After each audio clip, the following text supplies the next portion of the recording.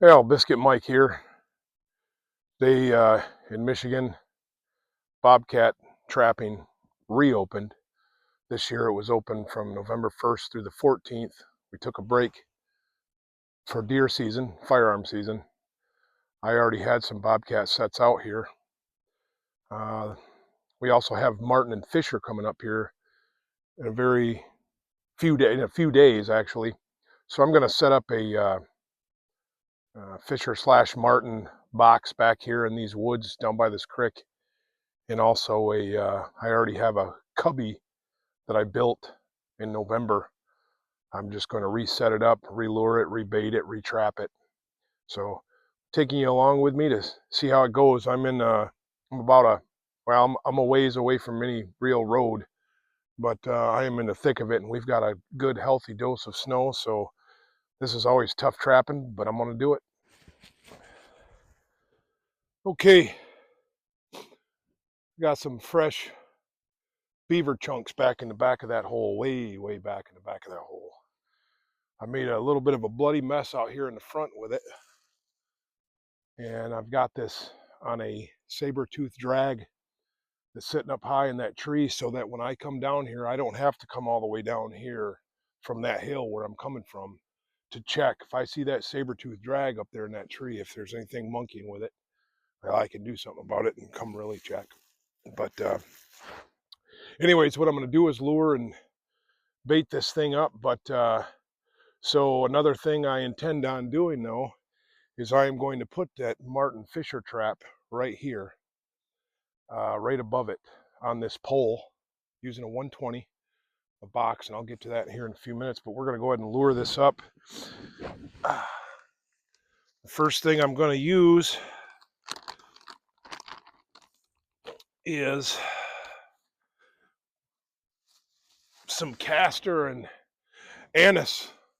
I made this myself, and what it is I took a old dried up beaver castor, ground it down, melted some Vaseline, and then while everything was mixed up in that melted Vaseline, I also put some anise oil in it. It smells real good, real castery, and I'm thinking that it's going to be quite a thing. And this Vaseline will make it so it's somewhat winterproof. So I'm just going to stick this in here on this tree, maybe on this little stick, and I'm going to throw that back there. That castor should bring them right back in. We'll see, though. I am going to add a little bit of Dunlap's Cat Reaper, a bit of gland, and we'll just put that right there.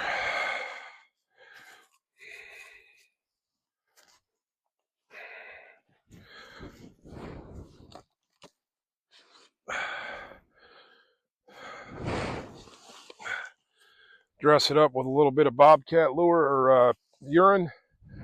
We'll just spray a little there, squirt a little bit there. Now, I haven't caught a Bobcat yet. I have been trying, Lord knows. But so the last thing I'm going to add,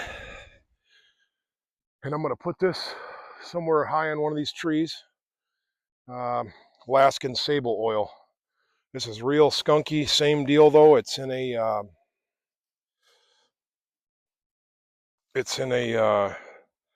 winterproof, like Vaseline type.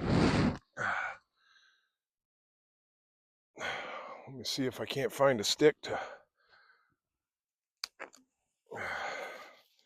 So we'll just come around here. I think I'll use this big tree right here, and I'm just going to put a pretty reasonable size glob right here on this tree.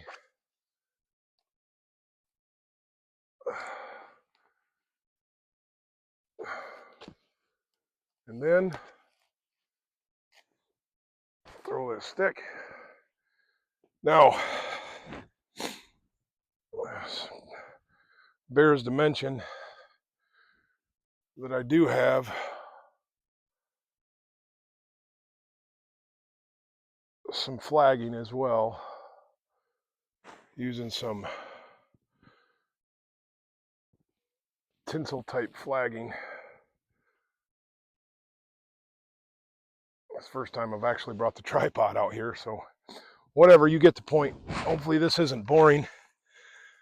I looked all over the internet, YouTube, for this style of trapping, because I live in this style of atmosphere.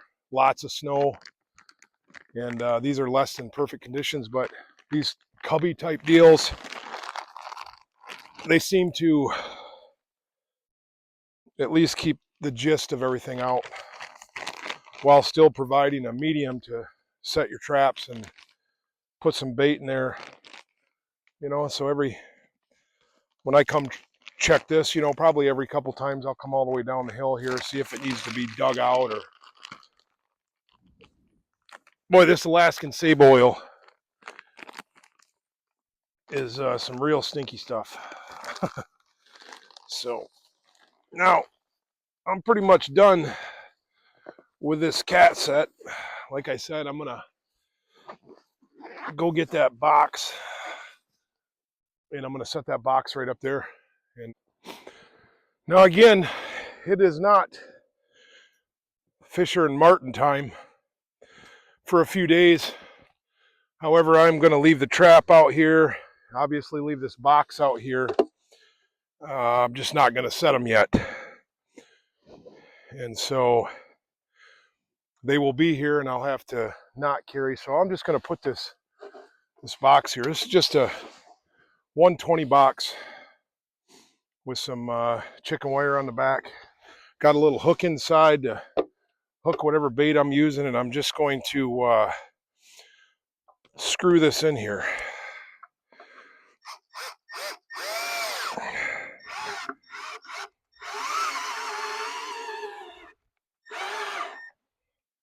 Probably should turn that up. All right, there's one. And then I guess I don't know where to put number 2. We'll put that right back here.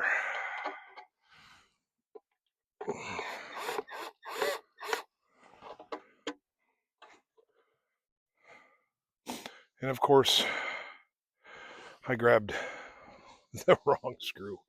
So we'll pin that down a little harder. That should be good enough. So we're going to go ahead and leave this 120 here. And hopefully we're far enough back and I've got my shit together and nobody's going to come steal my stuff. But that's always something that might happen. So we're going to wire this trap somewhere. This will just be something all I'm going to have to do when it's opening day for Martin and Fisher here in Michigan. Is just come out here, bait it, lure it, and all should be good.